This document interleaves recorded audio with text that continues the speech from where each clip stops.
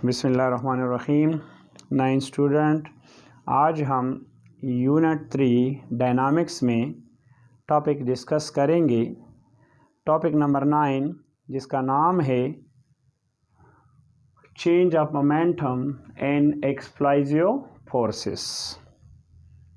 अब देखिए यहाँ पे बच्चे, टॉपिक का जो नाम है चेंज ऑफ मोमेंटम, इसको हम कहते हैं इम्पल्स भी, क्योंकि इसको मैथमेटिकली हम रिप्रेजेंट करते हैं डेल पी से, और डेल पी का मतलब होता है चेंज इन मोमेंटम, तो इसको हम इम्पल्स भी कह सकते हैं।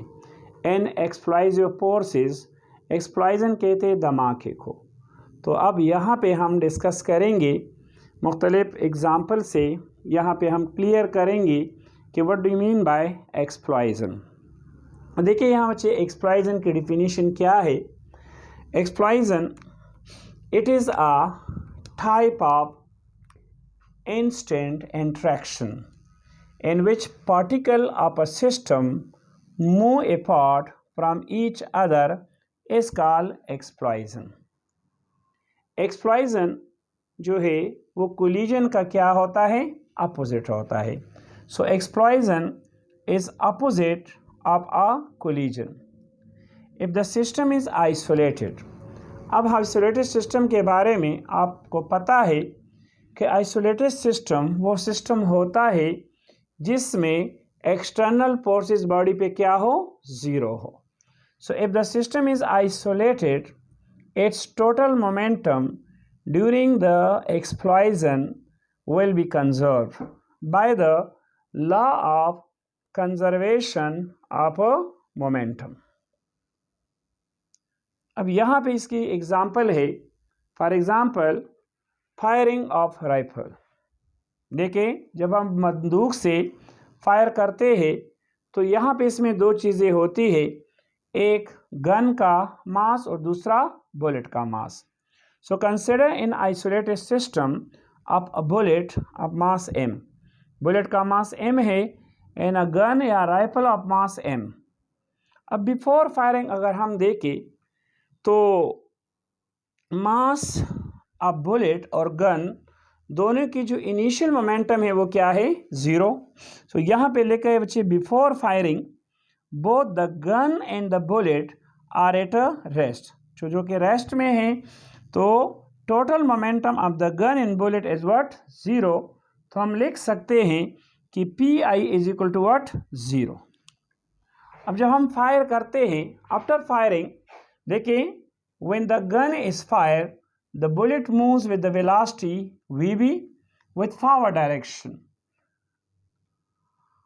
with forward momentum in the gun recoil। recoil का मतलब है पीछे की तरफ थोड़ा धक्का देना। अगर आपने फायर की है बंदूक से, तो जब बुलेट निकलती है तो यहाँ पे ये बंदूक आपको पीछे की तरफ एक धक्का देता है। इसको हम कहते हैं recoil force of the gun। so in the gun recoil backward with the velocity vg। So इसी तरह total momentum is again zero. So हम लिख सकते हैं कि final momentum is equal to mass of the gun multiply velocity of the gun plus mass of the bullet multiply velocity of the bullet. So from law of conservation of momentum, initial momentum must be equal to the final momentum. अब यहाँ पे initial momentum को हम represent करते हैं P I से, और final momentum को रिप्रेजेंट करते हैं पी एफ से। तो यहाँ पे इनिशियल मोमेंटम बिफोर फायरिंग क्या है, वो ज़ीरो है। सो आफ्टर फायरिंग हमारे पास जो फाइनल मोमेंटम है वो है mass velocity of the gun mass of the bullet velocity of the bullet. अब दूसरी एग्जांपल इसकी है बच्चे रॉकेट प्रोपल्शन और थ्रस्ट। अब देखिए, आपने रॉकेट को देखा है, जब रॉकेट ऊपर जाता है से जो हॉट गैसेस निकलती है उसकी डायरेक्शन क्या है, डाउनवर्ड। अब इंजन की जो फोर्स है वो अपवर्ड है। So action and reaction are equal but in opposite direction. So देखिए, a phenomena similar to muzzle velocity occur in rockets propulsion. The rocket ejects gases from its tail at a high velocity, just as a rifle ejects bullet from its barrel. A rocket mass constant because the fuel it can contain is constantly decreasing. अब ये क्यों decrease हो रहा है? क्योंकि उससे fuel निकले वो कम होता है, लेकिन जो ही ये ऊपर जाता है जी की वजह से उसका वेट कम हो जाता है. So thus giving acceleration to the rocket called thrust. Any space vehicle is maneuvered an empty space by firing its rocket in which it needs to accelerate. When the rocket push on the gases in one direction, so the gases push back on the rocket in the opposite direction. इसकी example बिल्कुल एक balloon की तरह है. अगर हम balloon को हवा से भरे से हवा निकाले तो वो अपोजिट डायरेक्शन में एक कमरे में चला, अपोजिट डायरेक्शन में वो अपना डायरेक्शन करेगा. तो बिल्कुल रॉकेट की मिसाल भी उसी तरह है और ये भी बेस करता है law of conservation of momentum पे. अब हमारे इस बुक्स में 9 के बुक्स में बच्चे इस पे हमारे पास दो एग्जाम्पल है, एक एग्जाम्पल है और एक असाइनमेंट है जो पेपर में ज़रूर आता है. तो इसको बच्चे हमने डिस्कस करना है. देखिए फॉर एग्ज़ाम्पल इस पे दो एग्ज़ाम्पल है, एक एग्ज़ाम्पल है और एक है असाइनमेंट. एग्ज़ाम्पल है बच्चे पेज 76 पे. एग्ज़ाम्पल है रिकॉइल ऑफ AK-47. एग्ज़ाम्पल 3.6 है बच्चे. देखिए अ bullet of mass 0.08 kilogram. Bullet है मतलब यहाँ पे मास ऑफ बुलेट है, इसको हम रिप्रेजेंट करते हैं MB से और वो हमारे पास है 0.008 kilogram. Fight from rifle with a mass of 4 kilogram. अब मास ऑफ गन जो है वो भी हमें दी है. मास ऑफ गन इसको हम रिप्रेजेंट करते हैं MG से और वो हमारे पास है हाउ मच, वो है 4 kilogram. If the velocity of the bullet, velocity of bullet इसको अच्छे हम रिप्रेजेंट करते हैं VB से and that is how much, ये हमारे पास है बच्चे 715 मीटर पर सेकेंड. अब हमसे क्वेश्चन है कि what would the recoil velocity of the gun. So हमने मालूम करनी है recoil velocity of the gun. अब recoil velocity of the gun को हम रिप्रेजेंट करते हैं VG से. अब सोल्यूशन इसको हमने सॉल्व करना है. तो देखिए बच्चे according to law of conservation of momentum, देखिए momentum, initial momentum must be equal to what? The final momentum. अब यहाँ पे initial momentum is equal to final momentum. तो इनिशियल मोमेंटम 0 है और यहाँ पे फाइनल मोमेंटम हमारे पास है mass of bullet, velocity of bullet plus mass of gun multiply velocity of gun. अब यहाँ पे हमने मालूम करनी velocity of the gun. So ये mass of bullet, velocity of bullet is equal to mass of gun, velocity of the gun.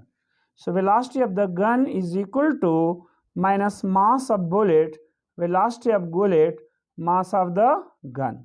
अब यहाँ पे हमने वैल्यू पुट करने हैं. सो मास ऑफ बुलेट बच्चे हमारे पास है 0.008 kilogram. Velocity of the bullet है 715 मीटर पर सेकेंड. यहाँ पे मास ऑफ द गन हमारे पास है 4 kilogram. Kilogram cancel. So velocity of the gun is equal to minus 0.008715 divided by 4 metre per second. तो यहाँ पे माइनस इज इक्वल टू, इसको अगर हम मल्टीप्लाई करें तो इससे हमारे पास आएगा 1.43 मीटर पर सेकेंड। अब यहाँ पे जो नेगेटिव साइन है ये हमें ये इंडिकेट करता है कि ये गन की वो वेलोसिटी है जिससे बुलेट बाहर निकल के गन पीछे की तरफ जो धक्का लगाता है, that is what, that is recoil velocity of the gun. तो ये क्वेश्चन बच्चे इंपॉर्टेंट है एग्जाम के लिहाज से। इसके बाद आपके बुक में एक दूसरा असाइनमेंट है, वो असाइनमेंट है बच्चे हाउ मच, वो असाइनमेंट है 3.6। अब इस असाइनमेंट में ये है कि a 200 kilogram cannon at rest contain a 10 kilogram cannon ball. When fired, the cannonball leaves the cannon with a speed of 90 meter per second. So what is the recoil speed of the cannon? अब a 200 kilogram cannon at rest, a 10 kilogram cannon ball, देखिए a 200 kilogram cannon। अब देखिए मास of the cannon वो हमारे पास है बच्चे कितना, यहाँ पे हम लिख सकते हैं कि मास ऑफ द कैनन, इसको हम रिप्रेजेंट करते हैं MC से, that is so much, that is 10 kilogram. At rest contains a 10 kilogram cannon ball, so mass of a cannon ball, तो वो हमारे पास है mass of cannon ball, that is so much, ये हमारे पास है, ये है 200 किलोग्राम और मास ऑफ कैनन बॉल है that is 10 kilogram. When fire the cannon ball leaves the cannon with the speed of cannonball, so speed of cannonball, वो हमारे पास स्पीड ऑफ कैनन बॉल, इसको हम रिप्रेजेंट करते हैं VC से, speed of cannon ball VB से, तो दैट इज हाउ मच, वो हमारे पास है 90 मीटर पर सेकेंड। अब यहाँ पे what is the recoil speed of the cannon, so recoil speed of cannon ये हमने मालूम करना है, तो इसको हम रिप्रेजेंट करते हैं VC से। तो अगेन सोल्यूशन में अगर हम देखें तो वही according to law of conservation of momentum, initial momentum PI is equal to what, PF। तो इनिशियल मोमेंटम तो इसका 0 है, लेकिन यहाँ पे हम लगा सकते हैं कि mass of cannon multiply speed of cannon ball plus यहाँ पे mass of cannon ball multiply, यहाँ पे हम लगा सकते हैं what, mass of cannon ball. तो ये यहाँ पे हमने मालूम करना है किसको, VC को। तो यहाँ पे देखिए माइनस MC, यहाँ पे VC is equal to MB into M, that is what MB, ये हमारे पास क्या है, दैट इज VB। तो MB मल्टीप्लाई VB हमने मालूम करना है VC को, तो MB multiply VB by what divide, by बाय MC। अब यहाँ पे वैल्यू पुट करें तो देखिए minus mass of the cannon ball वो हमारे पास है कितना, that is 10 kilogram, velocity of cannon, speed of cannon ball that is 90 metre per second, और मास ऑफ द कैनन हमारे पास है बच्चे 200 किलोग्राम। किलोग्राम कैंसल, 0 0 के साथ कैंसल, तो यहाँ पे देखिए VC is equal to minus 4.5 metre per second. So ये दोनों क्वेश्चन बच्चे इस टॉपिक के लिहाज से और एग्जाम के लिहाज से बहुत इंपॉर्टेंट थे। इसके बाद बच्चे यूनिट लेक्चर नंबर 10 हमारे पास डायनामिक में होगा, फ्रैक्शन के टाइप्स, रूलिंग फ्रैक्शन जितनी भी है, इंशाल्लाह नेक्स्ट लेक्चर में हम इसको डिस्कस करेंगे। So thank you student.